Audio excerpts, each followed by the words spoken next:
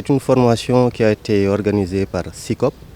C'est un projet de l'Union européenne qui vise à contrôler, lutter contre le trafic de drogue par voie maritime.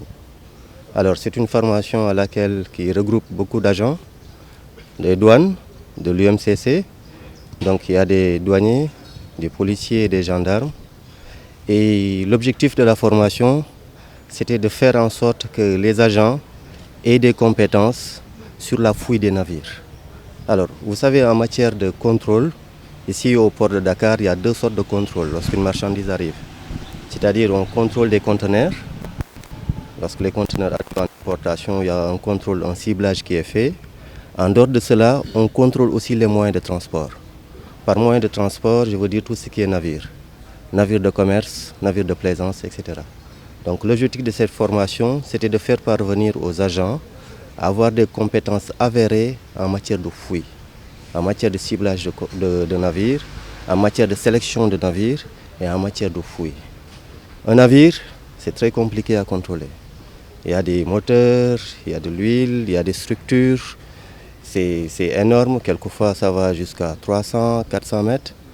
Alors, pour avoir cette technicité-là, on a dû faire appel à des experts qui ont dû former nos agents. En matière de trafic, le Sénégal est de plus en plus menacé.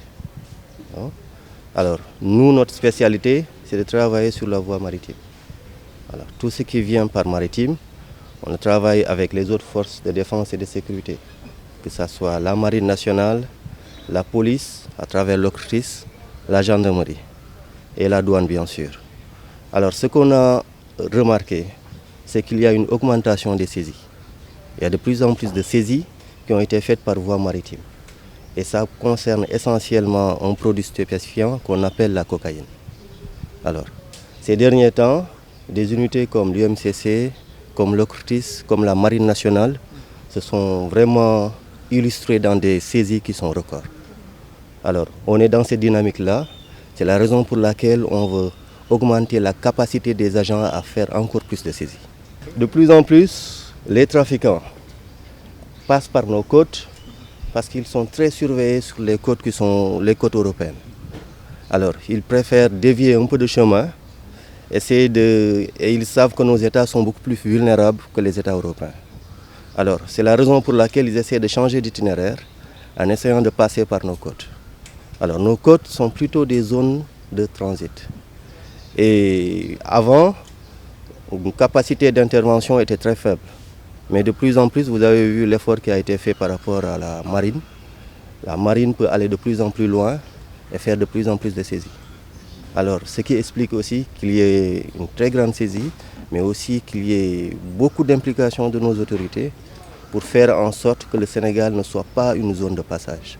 Je crois qu'en Afrique de l'Ouest, nous sommes l'un des États qui saisit le plus en matière de produits stupéfiants. C'est une zone prégnante, c'est une zone qui interpelle donc les autorités internationales, les autorités nationales et qui sollicite donc des formations pour armer les forces de sécurité et de défense des pays à s'armer et à combattre ce fléau.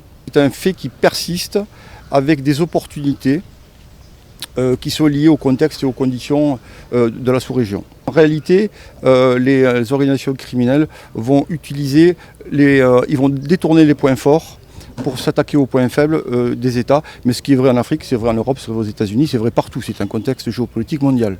Les pratiques visent à déstabiliser, in fine, déstabilisent les sociétés qui sont imprégnées par ce trafic-là, par la circulation d'argent sale, et surtout viennent infecter les populations au niveau de la santé. Bien que les produits sont redistribués sur l'Europe, on suppose qu'il y a quand même des quantités qui restent sur le sol africain. Les ingéniosités des trafiquants ne sont plus à démontrer et ils utilisent des moyens de plus en plus sophistiqués pour cacher leurs marchandises à l'intérieur des navires. C'est la raison pour laquelle nous avons institué plusieurs niveaux de formation, des niveaux basiques à des formations beaucoup plus avancées. Et cette fois-ci, nous avons eu une formation beaucoup plus avancée à l'intention du GMCU, UMCC de Dakar et des autorités de défense sénégalaises.